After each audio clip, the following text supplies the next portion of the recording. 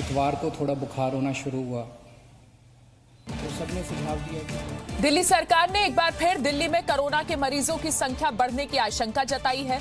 दिल्ली के मुख्यमंत्री अरविंद केजरीवाल ने कहा 31 जुलाई तक 5,32,000 मामले हो सकते हैं, जिसके लिए हमें 80,000 बेड की जरूरत पड़ेगी। केजरीवाल ने कोरोना से बचने के लिए एक बड़े जन आंदोलन को आवश्यकता बताया है। कोरोना के खिलाफ सभी को मिलकर काम करने की बात कही है।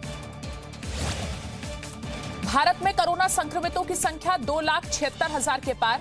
अब तक 7,745 लोगों की मौत। 50% के पास पहुंचा रिकवरी रेट। ठीक होने वालों की संख्या 1,35,000 से ज्यादा हुई। एक्टिव मामलों की संख्या 1,33,000 के पार। अनलॉक 1 शुरू होने के बाद कोरोना संक्रमण के मामलों में तेजी आई है।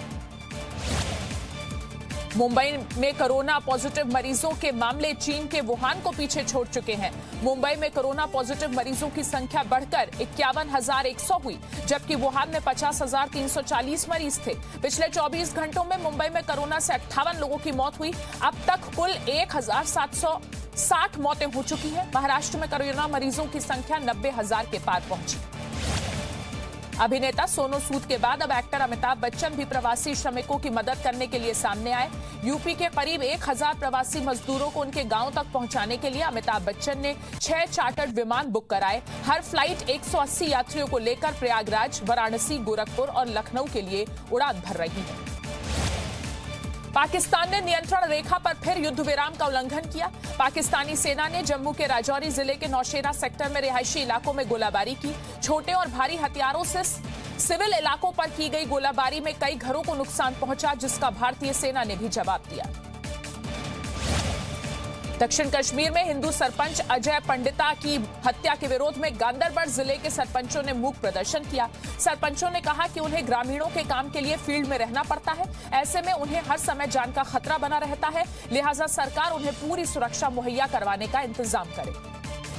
कश्मीर में सरपंच अजय पंडिता की हत्या का द रेसिस्टेंस फ्रंट ने जिम्मा लिया। फ्रंट ने कहा कि उसके जिहादियों ने इस हत्या को अंजाम दिया है। सूत्रों के मुताबिक किसी दूसरे आतंकी संगठन का भी ये काम हो सकता है। अभिनेता अनुपम खेर ने खुद को सेक्युलर कहने वालों की चुप्पी पर सवाल उठाए हैं। योगी सरकार ने यूपी गोवध निवारण संशोधन अध्यादेश को पास किया। गोवध के आरोपियों को 3 से 10 साल की कैद और 3 से 5 लाख रुपए तक जुर्माने की सजा हो सकती है। किसी गाड़ी में गोपास पाया गया तो उसके ड्राइवर और मालिक को आरोपी माना जाएगा। आरोपियों की तस्वीर और नाम उसके घर या सार्वजनिक स्थलों पर भी लगाए जाएंगे। संशोधित गोवध अधिनियम पर कांग्रेस और समाजवादी पार्टी ने सवाल उठाए। कांग्रेस प्रवक्ता अशोक सिंह ने कहा कि योगी सरकार अपनी गौशालाओं में चारा मुहैया नहीं करा पा रही है। भूख से गायों की मौत हो रही है। समाजवादी पार्टी के प्रवक्ता पवन पांडे ने कहा कि आज यूपी में गायों की जो दुर्दशा है वो किसी से छिपी नहीं है। बीजेपी ने राहुल गांधी को नसीहत दी है कि वो चीन की तरफ से चलाए जा रहे दुष्प्रचार का शिकार ना हो, दूसरों को भी शिकार होने से बचाएं। कांग्रेस नेता राहुल गांधी ने ट्वीट कर पूछा था कि क्या चीनी सैनिकों ने लद्दाख में भारतीय इलाके पर कब्जा कर लिया है। इस्लामाबाद में भारतीय दूतावास के अधिकारियों के उत्पीड़न की शिकायतों पर भारत ने सख्त रवैया अपनाया है। भारत ने पाकिस्तान के विदेश मंत्रालय को नोटिस जारी कर चेतावनी दी है। 6 जून को भारत के राजनयिक गौरव अहलूवालिया मॉर्निंग वॉक और मार्केट के लिए निकले थे। इस दौरान कुछ अज्ञात बाइक सवारों ने उनका पीछा किया। अयोध्या के राम जन्मभूमि परिसर में कुबेर टीले पर शिवलिंग का रुद्राभिषेक किया गया। श्री मणिराम दास छावनी के उत्तराधिकारी महंत कमल नैन दास के साथ अयोध्या के प्रमुख संत और महंत इस अनुष्ठान में शामिल हुए। वहीं मंदिर निर्माण के लिए L&T कंपनी अफसरों ने भी परिसर का जायजा लिया। सीबीएसई बोर्ड के 10वीं और 12वीं की बची परीक्षाओं को कराने के खिलाफ सुप्रीम कोर्ट में याचिका दायर। याचिका में कहा गया है कि एम्स के डेटा के मुताबिक कोरोना वायरस आने वाले वक्त में भारत में अपने चरम पर होगा। ऐसे में परीक्षा रद्द कर 10वीं 12वीं का रिजल्ट आंतरिक मूल्यांकन के आधार पर घोषित किया जाना चाहिए।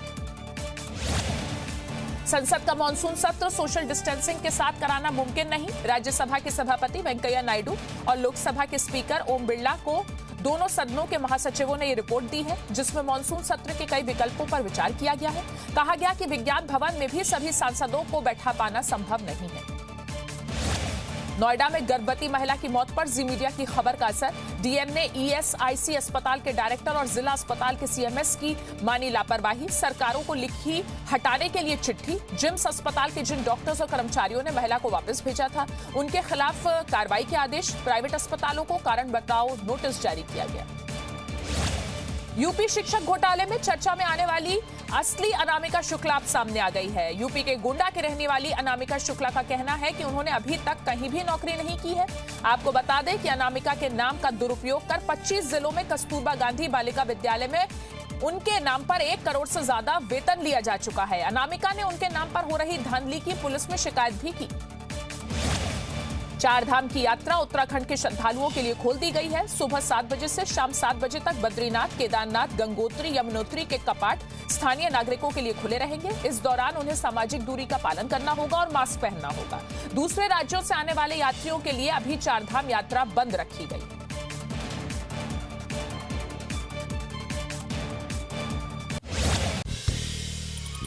नया जी न्यूज ऐप अब बेहतर फीचर्स के साथ हिंदी अंग्रेजी के साथ साथ देश के अन्य भाषाओं में भी भारत और दुनिया की तमाम खबरों का अनूठा कलेक्शन।